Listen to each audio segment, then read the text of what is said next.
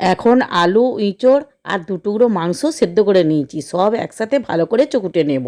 স্বাদ মতো লবণ, পেঁয়াজ কুচি, ধনেপাতা, কাঁচা লঙ্কা, আদা রসুনের পেস্ট, হলুদ, জিরে, ধনে, লঙ্কা। আর দেবো চাট মশলা, গরম মশলা, জিরে, লঙ্কা, ভাজা গুঁড়ো আর বেসন আর চাল গুঁড়ি। একসাথে মেখে আধ ঘন্টা রেস্টের জন্য রেখে দেবো। হাতে সরষের তেল বুলিয়ে গোল গোল করে পাকিয়ে নেব একটা চপের আকারে। এখন আমার সবগুলি পাকানো হয়ে গেছে। কড়াইয়ে তেল ভালো করে গরম করে নেব। তেল গরম করার পর আঁচ কমিয়ে সব বড়াগুলি লাল করে ভেজে নেব।